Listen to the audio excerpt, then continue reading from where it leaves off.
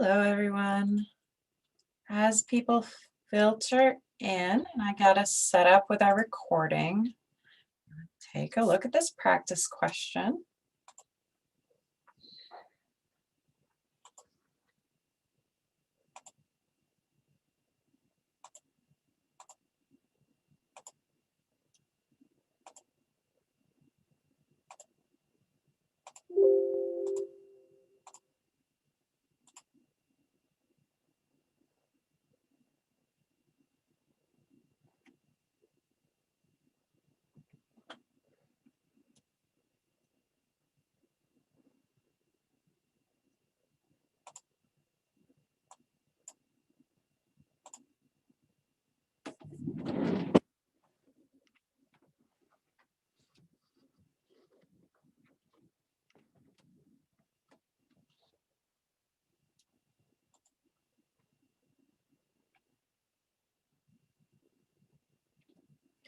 I'm going to give you a couple minutes for this because I can see people are doing good work.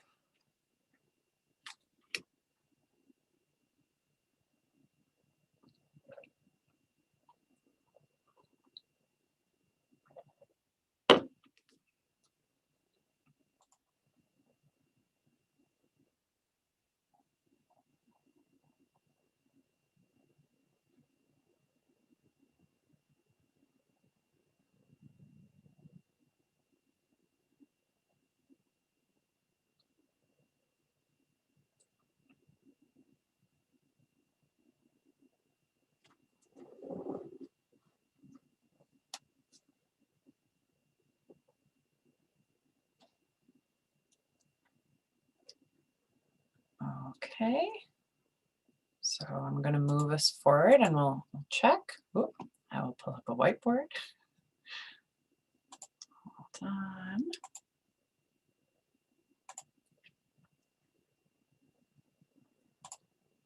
Okay, so I think everybody should see my whiteboard now. Just pop it in the chat or let me know if you can't. So when we're talking about NFP, that's our net filtration pressure. So this is what tells us whether we're going to see overall filtration or absorption in this location. So didn't expect that to be green. Okay, so our net filtration pressure is equivalent to all of our forces for filtration minus all of our forces for absorption, right? Because we're just trying to figure out, are we going to see filtration or are we going to see absorption? Yeah. So if we add in our variables there, right, find our net filtration pressure is equal to our forces for filtration are the hydrostatic pressure of the capillary. Our other force for filtration is the oncotic pressure. There's no option for symbol. All right, I'm going to write it out. So our oncotic pressure of the interstitial fluid, which is pi IF, minus our forces for absorption, which are going to be the opposite, right?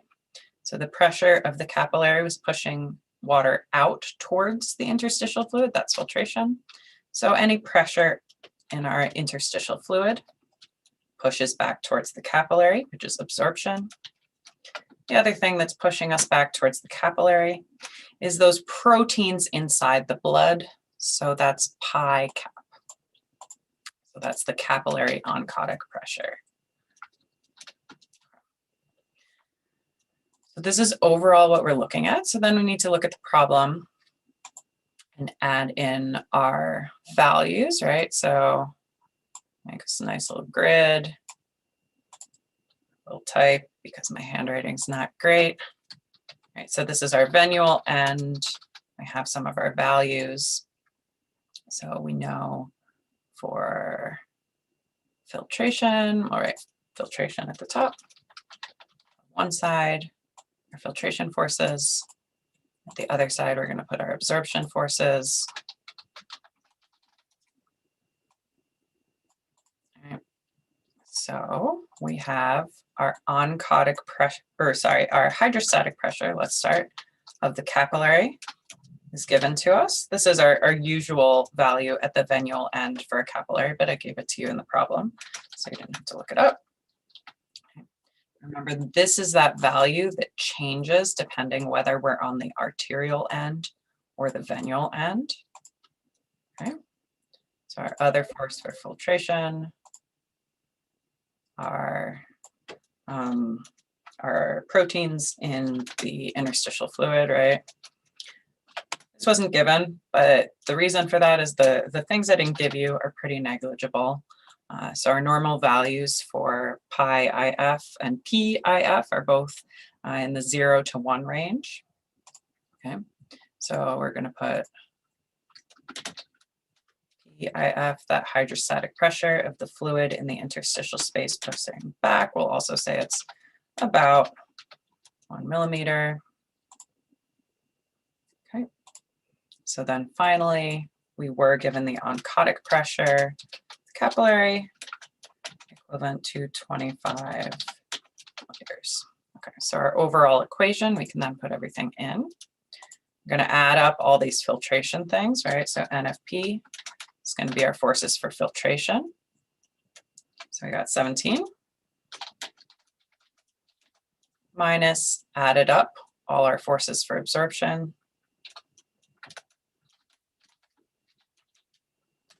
which gives us -9. Hopefully remember that a negative number, right? Or intuitively, we can see that a negative number means those forces for absorption are stronger than the forces for filtration, which is why we're going to see fluid moving from that interstitial fluid into the capillary. So this favors absorption.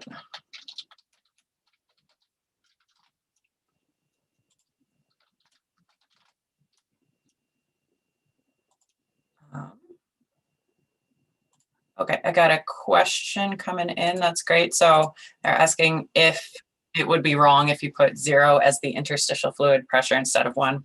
No, that's fine. It's somewhere in the middle. So this isn't an exact calculation, and you can see how it wouldn't make a difference really in this case, right? Okay. Any other questions about how we're calculating this?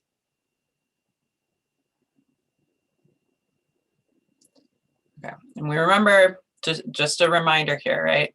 The reason we practice out these calculations with our normal numbers is that we've now seen that injury can really change these things, specifically those values in the interstitial fluid, right? We talked about how injury can lead to leakage of proteins into that interstitial fluid, right?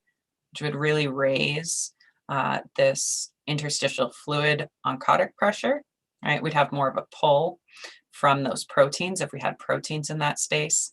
We also saw that we can see swelling there, right? Swelling is partially caused by the change in the amount of proteins in that space, but then that would also change the forces for absorption here because we'd have more pressure from the increased fluid pushing back towards the capillary as well. So we can have changes to these values with different types of pathologies. Okay, so that was just a quick review of that. We really left off talking about venules and veins on Wednesday. So we've gone over a pretty brief look just at the sections of this big diagram from the beginning of the chapter. We're starting to get into the meaty part, which is how they really behave. So the thing about veins, I said it on Wednesday, I'm going to say it again. The thing you want to remember about veins is that they are highly compliant.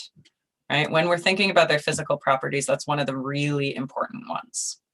So they're easy to fill up, meaning they're expanding, increasing volume with very little change in pressure, which is great because this allows them to function as a reservoir of blood. Right? So they're functioning as a blood reservoir. Actually, 60% of the total blood volume, so all the blood in your body, 60% is in your systemic veins. So remember, systemic there, we're differentiating that from like veins in your lungs, right? Your pulmonary veins. So out in your systemic veins, we got 60% of all the blood. Here's a graph of compliance, just comparing our arteries and veins so we can kind of really hammer home this idea about compliance, right? So what compliance means, it's a careful relationship between volume and pressure, right? It's telling you how much volume you can put in to create a certain amount of pressure, like on the walls. But if you're getting tripped up trying to intuitively understand this, just try to associate veins with volume. And you can see this curve is higher, so high compliance. So veins, volume, compliant. Arteries are more associated with pressure, right? The role of our arteries, and especially our aorta, is to hold a lot of pressure so that we can continue to have constant blood flow, even when our heart is relaxed, when our heart is in diastole, right? So they're going to have high blood pressure even when we only put a little bit of volume into them. So we're going to associate them with high pressure and therefore low compliance. So that's a really important physical difference in the physical properties of the veins and arteries that leads to some of the relationships with blood that we see. Any lingering questions about compliance at this point? I know we've mentioned it a couple times, but I also know it's kind of a topic that trips some people up.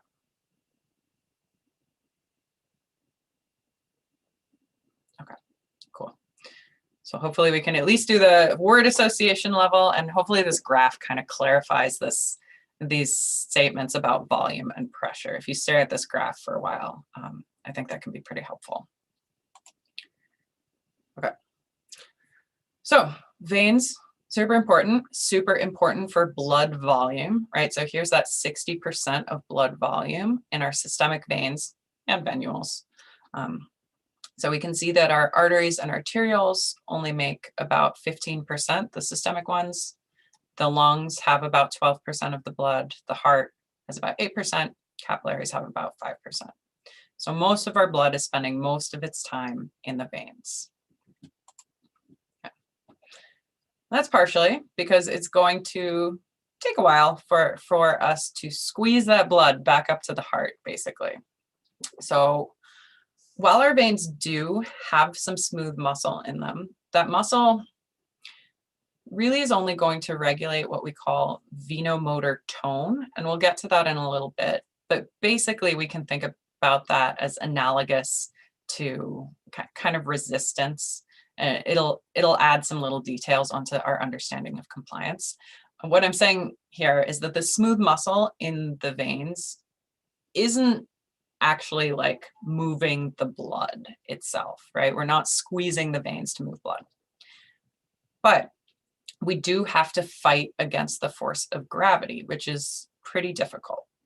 So we're going to see that blood returns to the heart basically in two ways. We're going to talk about the skeletal muscle pump, and then we're going to talk about the respiratory pump. Okay. So to understand these things, we want to remember that when we're looking at a vein, right, veins out in the periphery of our body are going to have valves. Right, so they're similar to the valves that we saw in the aorta and in the pulmonary trunk when we were talking about the heart, but now they're in veins, right? So they're throughout our veins. They work like turnstiles, so they're one way. So that's why I'm drawing them like curves. They can collapse this way, right? But they're not going to allow returning blood flow because that would push them open. All right, so they're one-way valves, just like we saw when we were talking about the heart. Okay, so this is what allows our skeletal muscle pump to work. So basically, what's happening with the skeletal muscle pump is that when your muscles are working, so think about like your calves. So when you squeeze your calves, that actually squeezes on the veins, right? We saw in lab how they're in a physical compartment, right? Hopefully your lab instructor pointed that out to you. There's actually a physical compartment that holds everything in there. So if we contract the muscle, it actually squeezes on the veins in the compartment as well, increasing pressure. So think I erased that picture too soon, right? So what's happening?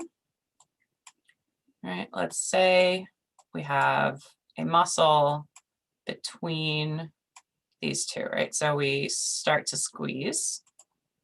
So we're going to squeeze in. Here's my muscle squeezing in on either side of this vein. This drastically increases the pressure in this middle section, right? Squeezing on the blood in the vein. So as we're increasing the pressure, we know that with pressure gradients, right, the blood is going to want to move out of this area of high pressure. So first it's going to get sent kind of in both directions, right? It's just squeezing out, but it can't go this way. It can't go back down, right? It would bounce back against the valve. So the overall effect is to shoot blood farther up through the body as we progressively move muscles. Okay. So sometimes they'll tell you to do this as kind of a relaxation thing, right? Squeeze your toes, squeeze your feet, squeeze your calves, and move up the body. This is partially trying to return blood to your heart a little more effectively. So blood can't move backwards because of the valves. That's a good question. Someone just asked how many valves there are, and I do not know the answer to that. I am not even sure anyone's counted them, but I'll check into it for you.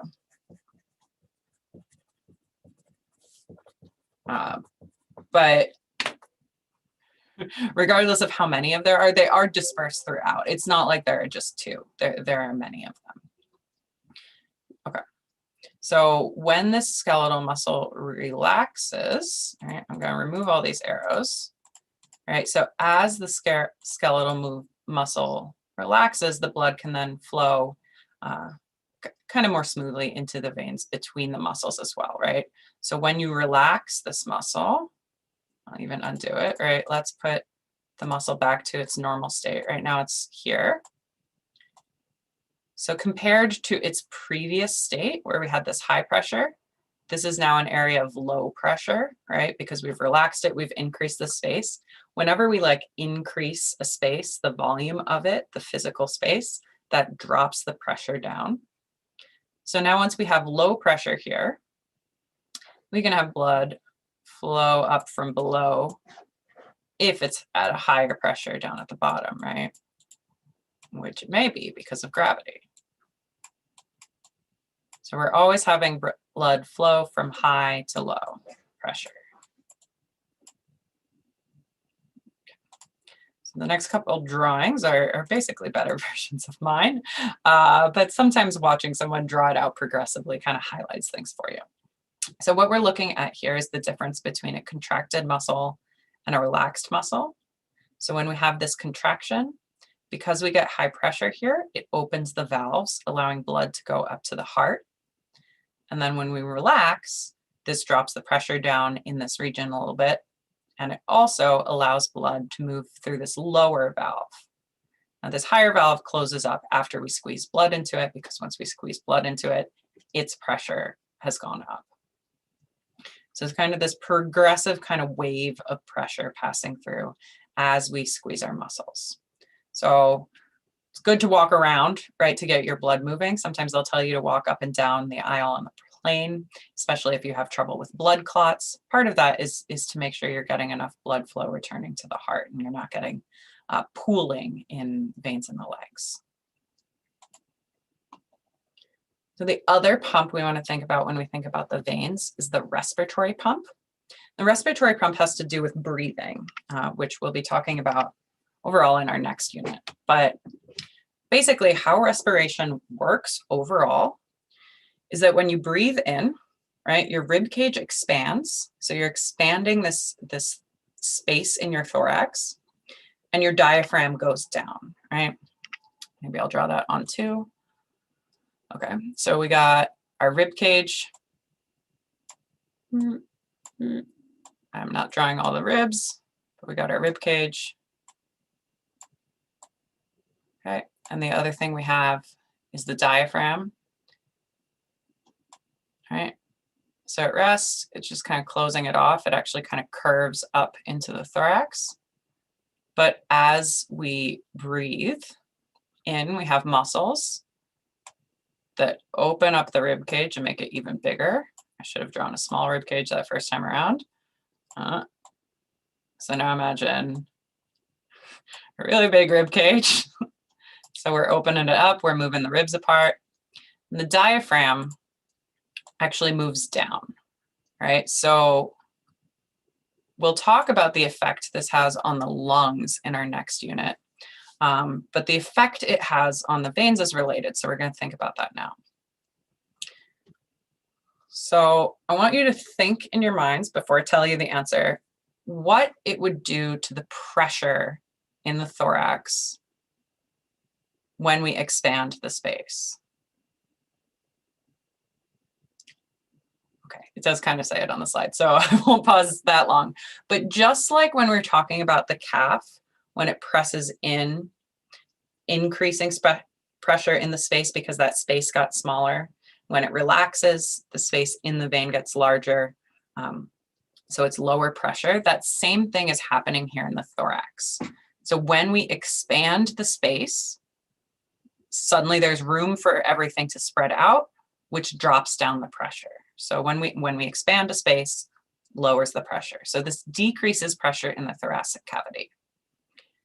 Now the second bullet point increases pressure in the abdominal cavity. That's why we have to draw this diaphragm on, right? So I'm going to draw the rest of the body right here. See the abdomen here. Fine. Okay, so if we have that same abdomen here, right? The diaphragm has physically dropped down into the abdominal cavity so that there's more room for the lungs to expand. This means suddenly the abdomen has less space than it did before. So basically the opposite is happening in the abdomen compared to the thorax. So as we make less space than there was before, this raises the pressure in the abdomen. Okay. So this is very similar to what's going on with the skeletal muscle pump, except instead of being just one muscle, we're moving the pressures in the whole cavity, either the thorax or the abdomen. Okay. So when we increase this pressure in the abdomen by opening up our rib cage and dropping down our diaphragm, we create high pressure in the abdomen. We said we're creating low pressure in the thorax, right? Suddenly, right, we can see we have a pressure gradient, right? We have a region of high pressure. We got a region of low pressure. So just like everywhere else, we're going to expect we'll see movement from high to low. I guess since we're thinking venous blood, I should have drawn that in blue. Okay, so we're going to have venous blood going from high pressure in the abdomen to low pressure in the thorax when we breathe. So when we're breathing in, we have blood moving back to the heart there. Okay. In turn, this is then going to be increasing the central venous pressure later as we breathe out, which is then going to raise pressure here in the thorax, which is going to allow those veins to dump back into the heart, right? So breathing, since we're breathing in and out, we're raising and lowering the pressure in the thorax, which is why we can have a low pressure that basically pulls blood towards it, and then a high blood pressure that allows blood to fill the heart. So this is why in this thorax region, we don't need valves in the veins. So thoracic veins actually don't have valves. So this is happening in the whole thorax. Yeah, so it's just a more efficient system here. Okay. So the next topic we're thinking about as it relates to veins is blood volume. And we're going to be thinking a lot about blood volume as we think about blood pressure. Okay, so when we see increases in blood volume, remember that most of the blood is in the systemic veins, 60% of it. So if you have more blood volume, this increases the venous pressure. If you have less blood volume, this decreases the venous pressure. So this is a pretty straight relationship, direct relationship between blood volume and the pressure in the veins. So long-term regulation of blood pressure is actually going to occur through regulation of this total blood volume, because that can change the pressure in our veins. And as we change the pressure in the veins, we'll see that we also end up changing basically cardiac output. So we'll be changing the load in the heart, we'll be changing the stroke volume, and so on. We'll look at that relationship a little more closely in a second. Okay. Before we do, venomotor tone.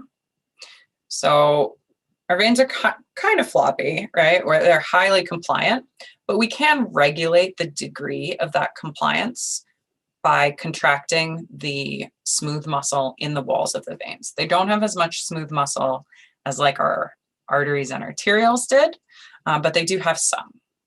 So our corresponding concept basically to vasoconstriction in the venous part of the cardiovascular system is venomotor tone.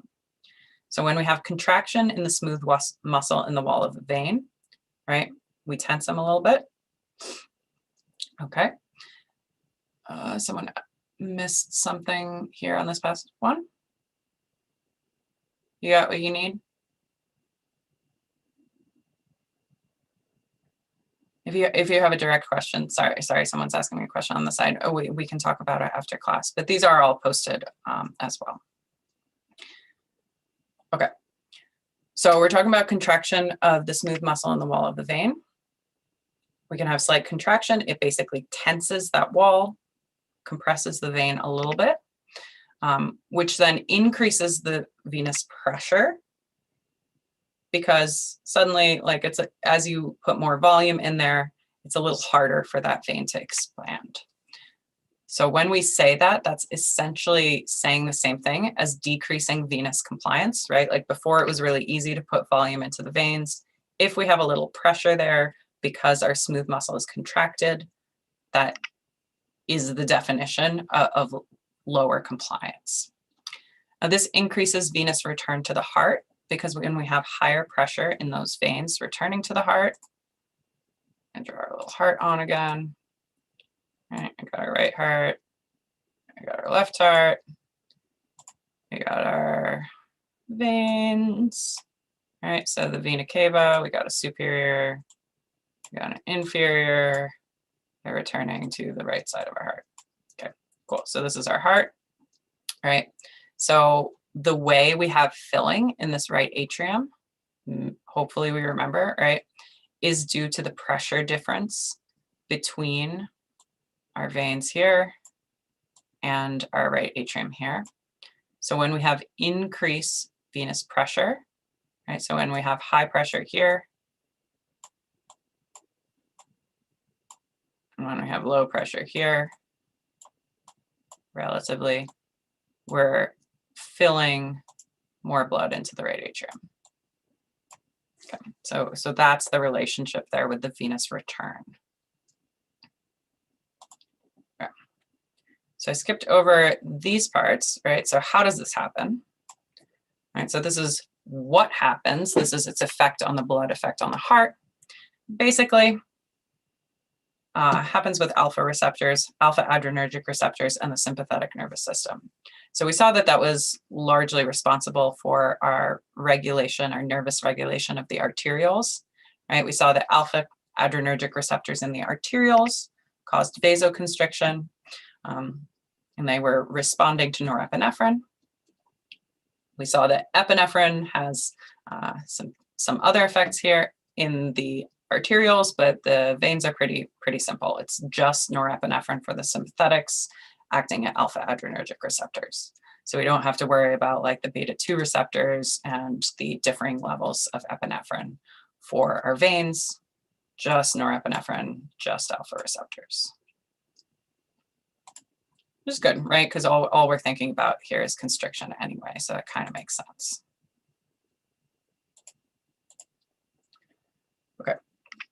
So here we have a flowchart, basically, of the changes to venous pressure and venomotor tone and how they're going to lead to changes in mean arterial pressure, which we can basically kind of think of as our blood pressure, right?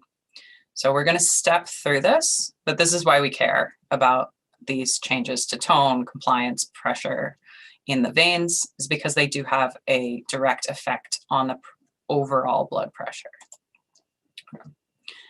So if we step through, we'll highlight first here, activity in the sympathetic nerves to the veins, right? So we have sympathetic nerves. They're giving off their norepinephrine, right? That's their neurotransmitter that they give off from their postganglionic neuron. This increases venomotor tone, which is just how constricted that smooth muscle in the walls is, as that norepinephrine binds to alpha receptors. And as we have those walls of the veins kind of tensing, this means that we're decreasing venous compliance, because venous compliance was just how easy is it to fit lots of volume in there without raising the pressure, right? So when we have these tensed walls, we can't put as much volume in. Okay. That raises our venous pressure, right? Because we do still have blood going through our body, so we are still going to put some volume in there. So overall, the venous pressure goes up. We have other factors leading to these rises in venous pressure as well, right? We have our muscle pump working, right? Maybe we could even upregulate this, right? Like if you go on a run or something, right? If your muscles are working a lot, they might be squeezing a lot of blood back into those veins, back into the heart. You could be breathing hard, right? You're breathing fast and hard, right? We're pumping that respiratory pump. The more we do that, the more we have venous return into those central veins. And if we increase the overall blood volume, right, especially with decreased compliance, if we've got lots of blood in those veins, we're going to have more pressure. Okay. As we raise this venous pressure, we're increasing the venous return to the heart. So initially, we have high venous pressure out in the veins. And initially, we had low atrial pressure, right? But that venous return is going somewhere and it's going to the heart. So as we have more blood returning to the heart, we're inching up our atrial pressure, right? So as that blood goes into the heart, that raises the atrial pressure, right? Because we have more blood. And eventually this is going to end up increasing our end diastolic pressure, which we talked about as preload, right? So the amount of blood in the heart at the end of diastole. So diastole being the relaxed phase of the heart. So that's when we have our atria filling. If we increase how much blood gets into the atria, increase the atrial pressure, we're going to increase the end diastolic pressure, because those are really very closely related concepts. Which means we're also going to be increasing the end diastolic volume. So that's going to be the amount of blood in our heart, basically, right, at the end of diastole, which overall has an upregulating effect on our stroke volume. Basically, right, we put a lot of blood into the heart. So now when the heart squeezes, lots of blood comes out, right? So we increase stroke volume. And these are all things we talked about back when we were talking about the heart itself, our cardiac system. So we increase the stroke volume, which means we increase the cardiac output. And our next point is going to come from that equation we have now, right, which is that our mean arterial pressure, which is closely related to our blood pressure, is equivalent to our cardiac output by total peripheral resistance. Right. So as we raise that cardiac output, it means our mean arterial pressure goes up as well.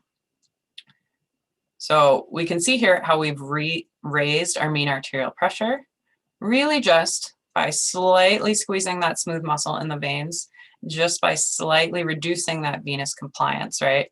It has this domino effect, right? So overall domino effect, raising the mean arterial blood pressure.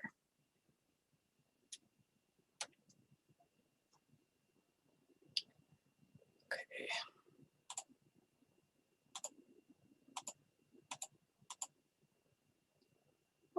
think I put these questions up. I suppose, let's see.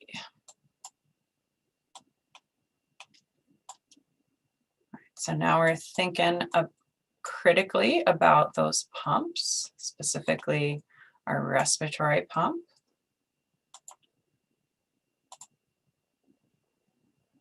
Dipped. Great. So I'm going to launch our pull.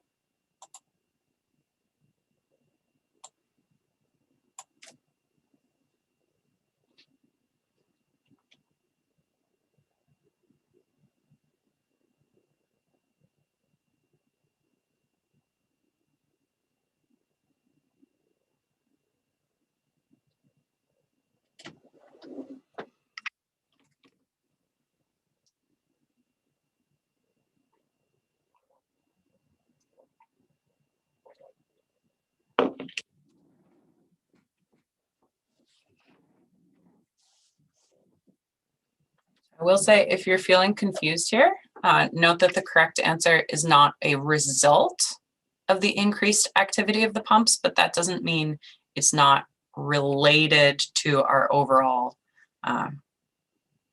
role of veins and blood flow.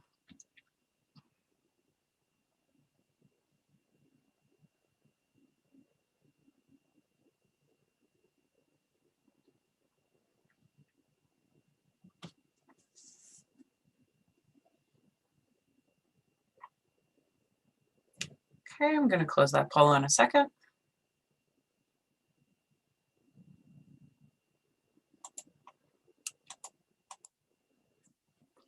Okay, so the correct answer here is increased venomotor tone.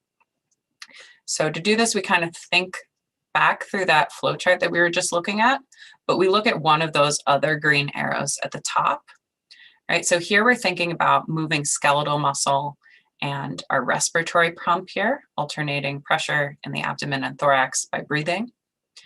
So we're pumping blood back into the veins.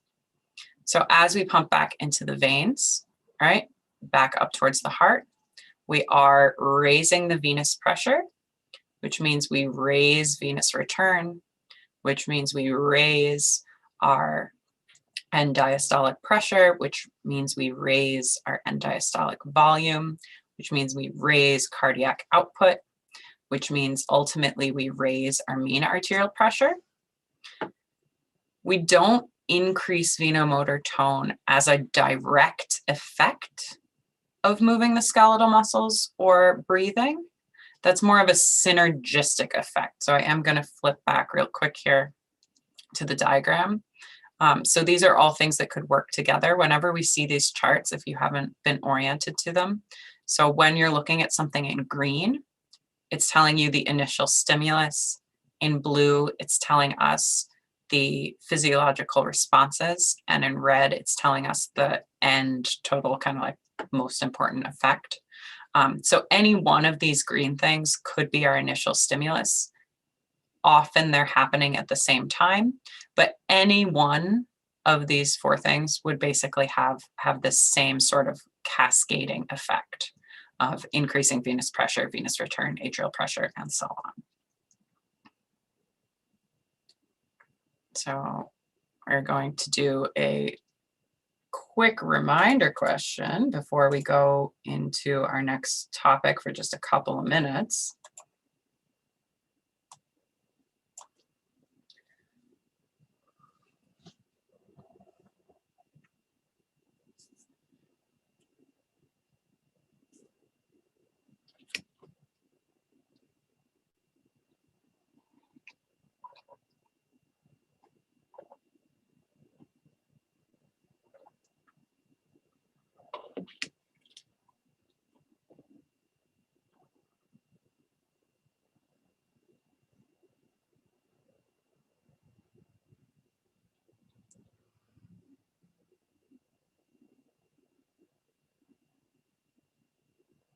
Okay, I'm going to close that out in a second. Make your guesses. I can see a bunch of you aren't guessing, which is good.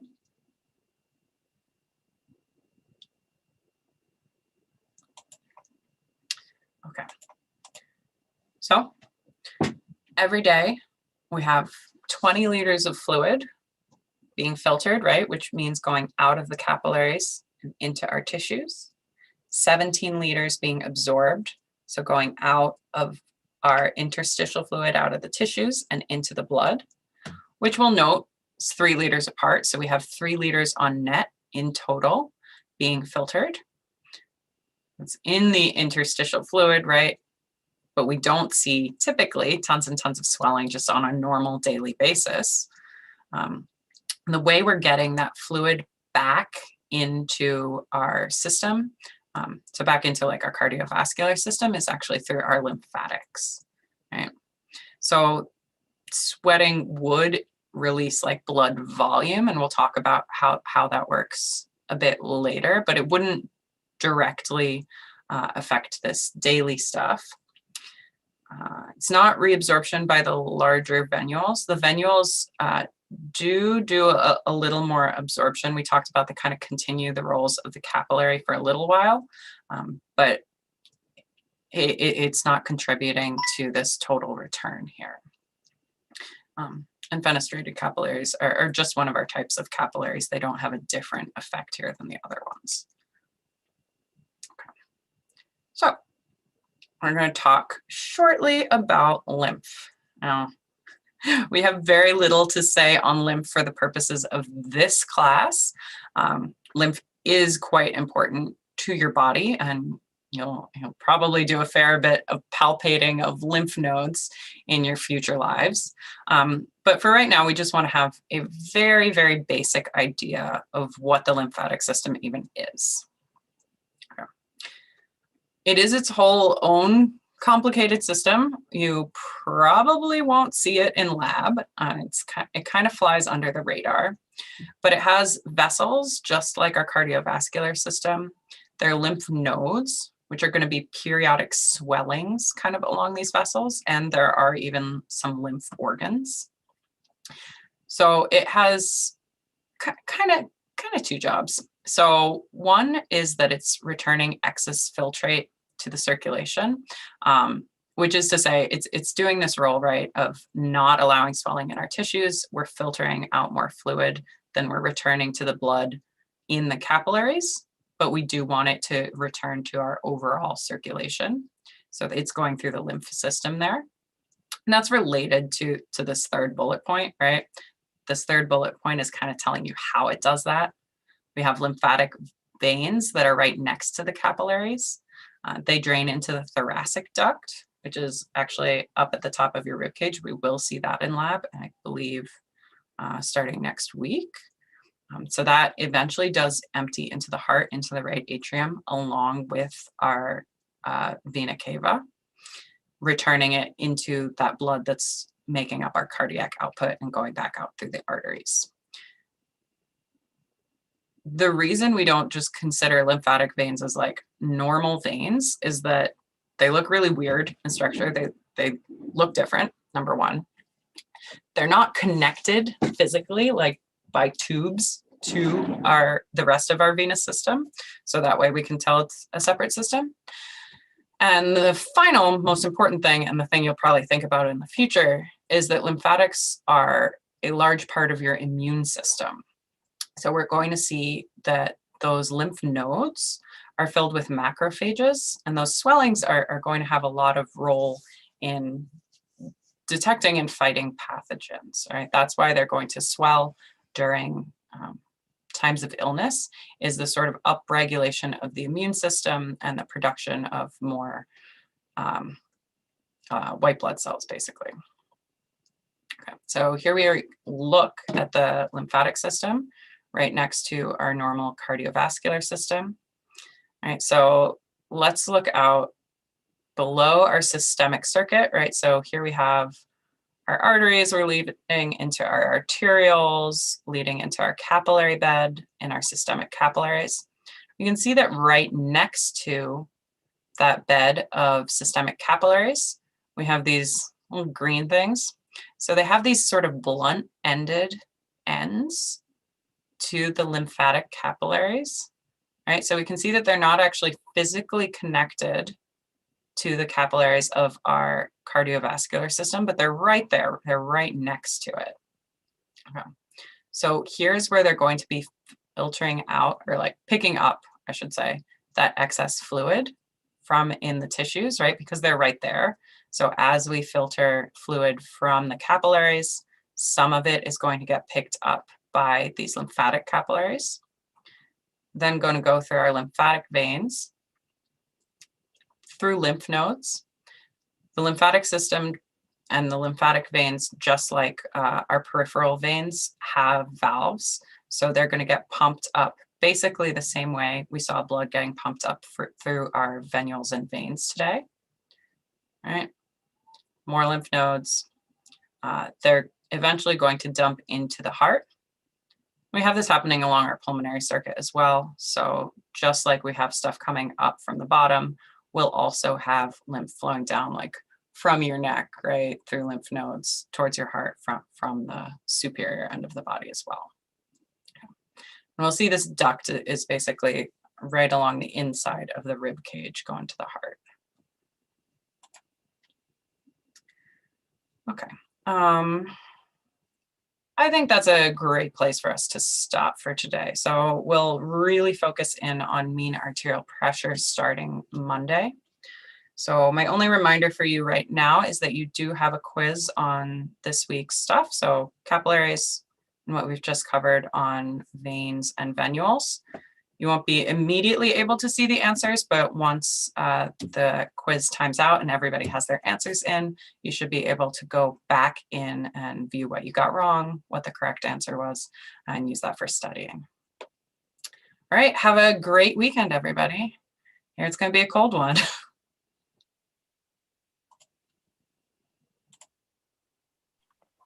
I actually have a question. Yeah, what's up? I was wondering if I could get from you, you know how you keep some of the information in red? Mm-hmm. I didn't catch what you had in there for the last couple slides from last week. So sure, it all shows up in the videos on YouTube. So our whole full lecture is on there. So you can just skim through and find whatever part you missed. If you just want to copy down the red, that's fine, but you can also re-listen to stuff. So just check that out. Do you know where they are? I can find you the link to the playlist.